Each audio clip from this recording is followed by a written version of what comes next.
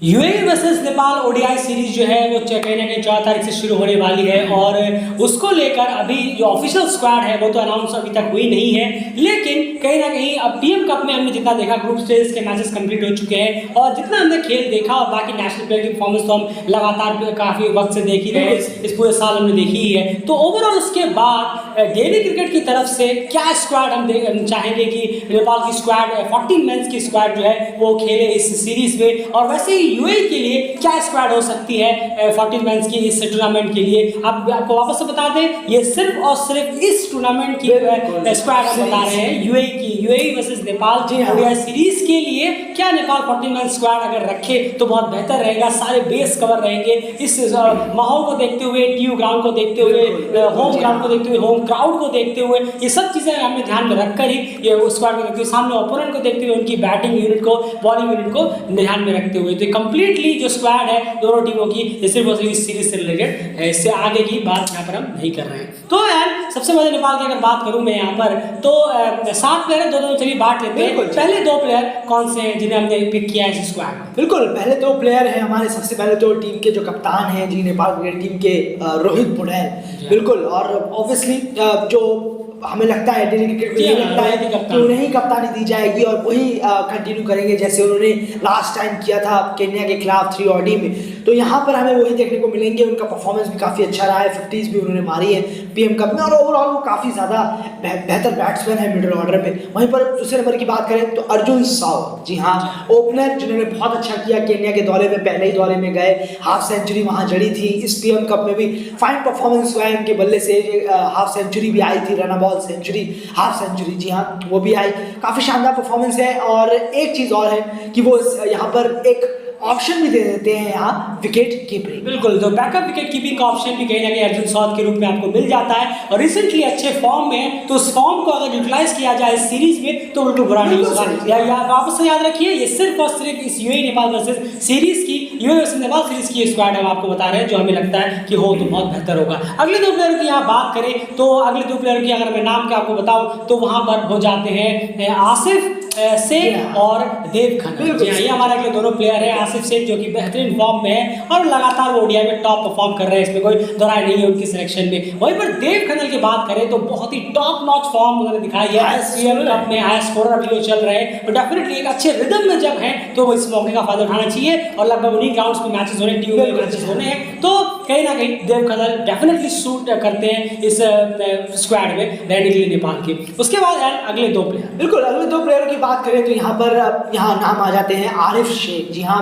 Allrounder जो कि बहुत अच्छा उनका परफॉर्मेंस रहा है। स्कॉटलैंड के दौरे में भी वो चले, यूएसए के दौरे में भी उन्होंने एक हाफ सेंचुरी बनाई थी और उसके बाद यहाँ पर केन्या दौरे में उन्हें मौका नहीं मिला। ये थोड़ा सा हैरानी भरा था क्योंकि उन्हें वहाँ पर मौके नहीं मिले, लेकिन कुछ बाहर निकल के भी नहीं आया कि कोई इंजरी कंसर्न थी या किस वजह से था, थोड़ा ये डाउट है। इसे डेली क्रिकेट पूरा चाहेगा कि वो यहाँ आए, यहाँ खेले, और बहुत टीम के बहुत वैल्यूबल प्लेयर हैं आरिफ शेख, बहुत अच्छा खेलते हैं, ड्रम कार्ड भी है। नहीं, बिल्कुल सही कहा आपने, 4-5-6 ओवर इधर से उधर वो थोड़ा कर देते हैं और विकेट भी है, इकोनॉमिकल भी रहते हैं। उसके बाद अगर हम देखें तो यहाँ पर जी हाँ बहुत बड़े प्लेयर और टीम के अगर वाइस कप्तान के तौर पर देखें तो दीपेंद्र सिंह एरी, जी हाँ, दीपेंद्र सिंह एरी बहुत ही अच्छे फाइन ऑलराउंडर तो है ही, पर इस फॉर्मेट में उनके पास बहुत ज़्यादा दिक्कतें सामने हैं, सॉल्यूशंस कम है, प्रॉब्लम ज़्यादा है। बिल्कुल, तो कहीं ना कहीं देखना होगा कि वो कैसा खेलते हैं और इस सीरीज में अच्छा मौका है कि वो परफॉर्म करके फॉर्म को वापस ला पाए। उसके बाद अगले 2 प्लेयर की बात करें तो करण केसी और सोमपाल गानी, इसमें कोई दोराय नहीं है कि ये दोनों हर हाल में उससे टीम में बनते हैं, आपको कोई क्वेश्चन उठाने की बात ही नहीं है। लेकिन एक चीज़ कंसर्न जरूर है, अभी न्यूज़ आई थी कि सोमपाल गानी को शायद डेंगू कुछ हुआ है, तो उसके लिए अगर वो उस मैच से पहले फिट हो जाते हैं तो डेफिनेटली वही ऑब्वियस चॉइस हो जाते हैं। अगर वो फिट नहीं हो पाते, किसी कारण से नहीं खेल पाते, तो उनकी जगह पर हम कमल एरी को वहां पर जरूर देखना चाहेंगे कि करण और कमल एरी लीड करते हुए नजर आए। अगर वो नहीं खेलते, अगर वो फिट हो जाते हैं तो डेफिनेटली ये तो सवाल ही नहीं उठना चाहिए कि कौन 2 होने वाले हैं। उसके बाद अगले 2 प्लेयरों की अगर हम बात करें तो वो एक तरह से हम कह सकते हैं कि ऑलराउंडर कैटेगरी में आ जाते हैं। वो दोनों प्लेयर कौन से? बिल्कुल, और अगले प्लेयर की बात करें तो बशीर अहमद, जी हाँ, जिन्होंने एक फाइन इनिंग खेली थी केन्या के लास्ट ODI के दौरे में। यहाँ पर उतना ज़्यादा वो उस यहाँ रन से, बैट से वो इतना ज़्यादा परफॉर्म नहीं किया, बॉल से उन्होंने थोड़ा बहुत परफॉर्म किया है, लेकिन उन पर भरोसा जताया जा सकता है। ऊपर उनको थोड़ा सा ऊपर, ज़्यादा ऊपर नहीं लेकिन ऊपर थोड़ा बैटिंग करा के, लेकिन उम्मीद है उसी डाउन में जिस डाउन में केन्या के खिलाफ खिलाया था रोहित ने, जी हाँ बिल्कुल बहुत अच्छा परफॉर्म किया था इन्होंने, और एक थोड़ा बॉलिंग ऑप्शन मिल जाते, वो खैर दूसरी बात है। सब अगर बॉलिंग कराने लगेंगे तो फिर टीम में कुछ बचेगा ही नहीं। वहीं पर अगले नाम लें तो कुशल मल्ला, जी हाँ कुशल मल्ला, ये इंक्लूजन ये हमारा है। हम चाहेंगे कि यहाँ कुशल मल्ला को हम देखना चाहेंगे, डेली क्रिकेट देखना चाहेगा इस ओडीआई सीरीज में यूएई के खिलाफ। क्यों? तो इसका एक रीज़न बहुत बड़ा है, क्योंकि इनको जब नीचे भेजा गया था, आई थिंक छठे नंबर पर जब भेजा गया, तब भी इन्होंने 40 रन किया था। और उसके बाद अभी आज कल ही शायद कल के मैच में उनको ऊपर भेजा गया, तीसरे डाउन भेजा गया था, तो उन्होंने वहां पर 35 रन मारे। तो ये बहुत अच्छी एक चीज उन्होंने दिखाई है उनके बल्ले से, यानी कि रन निकल रहे हैं। आज ही की बात है। जी हाँ बिल्कुल बिल्कुल सही कहा आपने, और रन निकल रहे हैं, तो ये बहुत अच्छी बात है कि वो रन निकाल रहे हैं, उनके बल्ले से रन निकल रहे हैं, ये काफ़ी अच्छी बात है और उसका फ़ायदा उठाना चाहिए। क्यों? क्योंकि अभी अभी पीएम कप खत्म होगा ही कि ओडीआई सीरीज शुरू हो जाए। बिल्कुल, तो कहीं ना कहीं वो हैंडी भी है विकेट से भी, और रन्स भी उन्होंने 30 लगभग 2 बार 30 का प्लस का स्कोर यहाँ पर उन्होंने किया है। तो डेफिनेटली कुशल मल्ला को यहाँ पर एक मौका दिया जा सकता है, क्योंकि ऐसे मैंने पहले ही बताया कि ग्राउंड को देखना है, टीम को देखना है, और ओवरऑल इस सीरीज के लिहाज से बेहतर होगा कि कुशल मल्ला को वापस से एक मौका दें। जितना ही वो क्रिकेट खेल कर आए हैं उसको एक बार वापस से प्लेटफॉर्म देके चलिए, जी हाँ, आपको दोबारा से मौका दे रहे हैं, अब आप परफॉर्म यहाँ पर कर दिखाइए, क्योंकि मेन मैचेस में परफॉर्म करके दिखाइए तो बेहतर होगा। यानी क्लियर है कि आदिल आलम हमारे इस स्क्वाड में नहीं होंगे, क्योंकि ओडीआई में अभी आदिल आलम को और बेहतर करने की बहुत ज़्यादा जरूरत है। सिर्फ बॉलिंग के दम पर अगर आप टीम में रह रहे हैं, परफॉर्म आप कर नहीं रहे, बैट से एक आध इनिंग आई है, उसके अलावा आपको नजर आ रहा है, इससे सिर्फ काम चलने वाला है नहीं, क्योंकि आपको बहुत हार्श होना पड़ेगा, बहुत फैक्ट पे जाना पड़ेगा, तभी बात बनेगी। और यही हम वापस से हम कहेंगे ये सिर्फ और सिर्फ ओडीआई सीरीज को लेकर हमने ये स्क्वाड बनाई है। उसके बाद अगले प्लेयर की यहाँ पर अगर बात करें हैं तो वो कौन से प्लेयर्स आ जाते हैं? बिल्कुल, वो है किशोर महातो और सुशांत भारी। बिल्कुल, इसमें कोई दौरान नहीं है। आप जानते हैं कि हम हमेशा से कहते आए हैं कि थर्ड प्रोमिनेंट पेसर की तैयारी नेपाल को बहुत पहले से करनी चाहिए थी, अब कम से कम करें तो बेहतर होगा। रोहित से बहुत ज़्यादा उम्मीद है, तो किशोर महातो हमारे थर्ड पेसर इस टीम में जरूर होंगे। उसके बाद सुशांत भारी, जैसे कि हमने कहा था कि अगर प्योर प्रॉपर स्पिनर कोई रेडी करना हो टीम को तो किसे ले, हम अभी उस पर कायम है। सुशांत भारी को हर हाल में इस टीम में होना चाहिए, उनके पास एक्सपीरियंस भी है, अच्छा खासा ये टूर्नामेंट भी पीएम कप उनके लिए जा रहा है, गया है अभी तक। उसके बाद अयान अगले 2 प्लेयर की बात करें तो एक हो जाता है बैटिंग बैकअप में, जी हाँ वो है भीम शार्की। बिल्कुल सही, हम डेफिनेटली भीम शार्की को यहाँ लेंगे। एक तो फील्डिंग ऑप्शन देते हैं, साथ में वो कुछ रन्स भी अच्छे इंक्लूड कर सकते हैं, तेज तर्रार और फील्डिंग पार्टनरशिप बिल्डअप प्लेयर है वो भीम शार्की। बिल्कुल बहुत अच्छे हैं, पार्टनरशिप बिल्ड करने में काफी मदद करते हैं। बिल्कुल, तो अब एंड 13 प्लेयर हो गए, एक प्लेयर बचा है और वो बैकअप स्पिनर के तौर पर, वो स्पिनर कौन से हैं और क्यों? बिल्कुल, और ये यहाँ पर डेली क्रिकेट एक ट्रम्प कार्ड के तौर पर इनको उतार रहा है, और वो है मौसम ढक्कन। जी हाँ, ये और से सुनिए कि आखिर हमने क्यों लिया है, प्लीज आपसे रिक्वेस्ट है कि ध्यान से जरूर सुनिए। बिल्कुल, अब ये यहाँ पर एक चीज बड़ी दिलचस्प आ जाती है कि एग्जैक्टली सबसे पहले तो ये सोचने की जरूरत है, टीम में एक कमी थी लेग स्पिनर की, चलिए ठीक है, ये वो लेग स्पिनर है।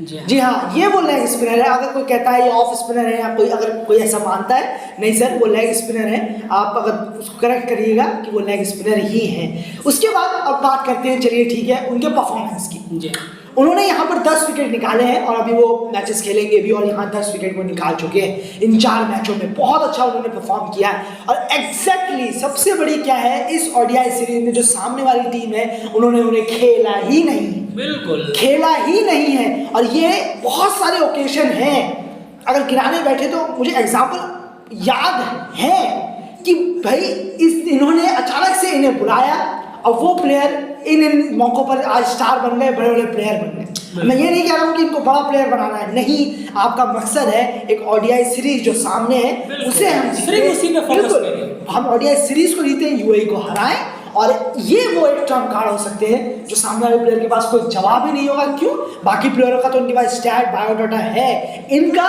कुछ नहीं है, और एक लेग स्पिनर भी ये है। बिल्कुल, तो कहीं ना कहीं बहुत इंटरेस्टिंग एक होगा कि आप कुछ हटके लें, एक ऐसा कार्ड अपने पास जरूर रखें कि जो थोड़ा सा हटके हो, जो आउट ऑफ सिलेबस यूएई के लिए आए, और वो कहीं ना कहीं आपको मैच विनर साबित हो सकता है। ऐसा ना हो कि एक एक का फाइनल एक हो जाए और थर्ड मैच फाइनल हो, तब ये ट्रम्प कार्ड आपके बहुत काम आएगा। तो ये हमारे स्क्वाड में जरूर होंगे। तो ये हमारी स्क्वाड है। डेफिनेटली यहाँ पर ज्ञानेंद्र मल्ला और आदिल आलम की हमारे स्क्वाड में कम से कम जगह नहीं बनती है। और बाकी आपकी क्या स्क्वाड है आप जरूर बताइएगा। अब यूएई की तरफ चलते हैं जल्दी से। यूएई की स्क्वाड में जल्दी इसीलिए क्योंकि यहाँ पे कोई ज्यादा माता बच्चे की बात नहीं है, वो आपको ही पता है कि ज्यादा वो चेंज करते नहीं है। लगभग वो 9-10 प्लेयर उनके सेम रहते हैं और वही लगातार रहते हैं। एक आध प्लेयर यहाँ पर चेंज होंगे, वो कौन से होंगे आपको आप जल्दी से बताएं। 14 प्लेयर की स्क्वाड है, पहले 7 प्लेयर जल्दी से नाम बताएं। बिल्कुल, देखिए अहमद रजा, चिराग सूरी, मोहम्मद वसीम, रिजवान, जी हाँ, जो T20I के कप्तान है, आर्यन लाकड़ा, अलीशन शराफू और जुनैद सिद्दीकी, रोहन मुस्तफ़ा। जी हाँ, as usual Rohan Mustafa ODI में तो खैर बहुत दोनों ही फॉर्मेट में बहुत अच्छे हैं।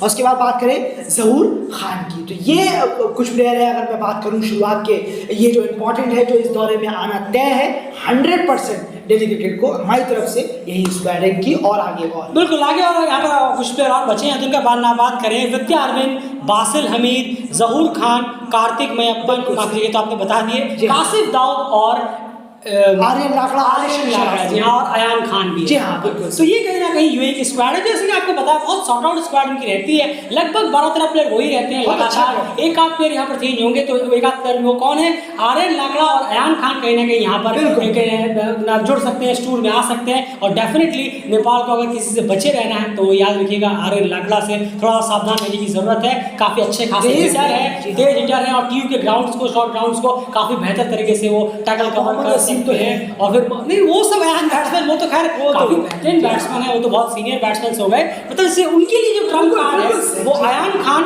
और आर्यन लाकड़ा। जैसे हमने कहा कि मौसम ढकेल आपके लिए ट्रम्प कार्ड हो सकते हैं, तो अयान खान और आर्यन लाकड़ा यूएई के लिए ट्रम्प कार्ड हो सकते हैं नेपाल के खिलाफ। बहुत इंटरेस्टिंग टीम है, जबरदस्त मजा आ सकता है। लेकिन क्यू में एक अपर हैंड जरूर नेपाल को रहेगा क्योंकि होम क्राउड है, होम ग्राउंड है। और सबसे बड़ी बात यहाँ पर वो पिछले 12-13 दिन से लगातार क्रिकेट उस ग्राउंड में खेल रहे हैं। लेकिन होम रिकॉर्ड नेपाल के साथ जरूर नहीं है क्योंकि 6 ODI अब तक उन्होंने क्यू में खेले, यहाँ पर 4 जीते हैं और 2 हारे हैं। तो अब देखना होगा इस सीरीज में क्या होता है। तो ये दिल्ली क्रिकेट की स्क्वाड है जो कहीं ना कहीं हमें लगता है। और हाँ, अहमद रजा कप्तान रह सकते हैं आपके साथ। बिल्कुल बिल्कुल, हमें यही लगता है कि अभी तक तो लगता ही है। बिल्कुल सही, बिल्कुल डाउट है एक माइंड में, नहीं वो और बहुत सॉलिड डाउट है। ऐसा नहीं है कि वो कच्चा पक्का वाला डाउट है या हम आपकी तरफ कुछ ऐसा उल्टा फेंक रहे हैं, लेकिन नहीं, बहुत सॉलिड डाउट है कि अहमद रजा होंगे या नहीं, बस ये देखना होगा। पर हमें अभी तक तो यही लगता है कि अहमद रजा ही होंगे। बिल्कुल याद रखिएगा, स्क्वाड में नहीं कह रहे हैं, कप्तान के लिए कह रहे हैं। स्क्वाड में तो पक्का वो होंगे। खैर फिलहाल इस वीडियो में इतना ही। आपकी क्या स्क्वाड है जरूर बताइएगा कि आप नेपाल की और यूएई की क्या स्क्वाड देखना चाहेंगे, आपकी क्या फेवरेट स्क्वाड होगी, जरूर कमेंट बॉक्स में बताइए। ज़्यादा से ज़्यादा अपने कमेंट्स करिए और वीडियो को अगर आप इसी से सहमत है तो वीडियो को प्लीज एक लाइक जरूर करिए। जैसे हमने पहले बताया कि अब हो गया है हाई टाइम कि नेपाल आगे के बारे में सोचे, ऑप्टिमिस्टिक रहे, एक लॉन्ग टर्म इन्वेस्टमेंट शुरू करे जिसका फायदा आगे जाकर मिलेगा। तो वो इस तरीके की स्क्वाड से ही शुरू होगा। आप इनफॉर्म यंग प्लेयर्स को जगह देंगे या फिर सिर्फ नाम के दम पर जबरदस्ती भरते रहेंगे, एक आदमी का भी साल में खेली हो, उससे काम नहीं चलने वाला, गाड़ी अटकी रह जाएगी। कमेंट जरूर करिए अपनी स्क्वाड। फिलहाल इस वीडियो में इतना ही, प्लीज वीडियो को लाइक करिए। बाय।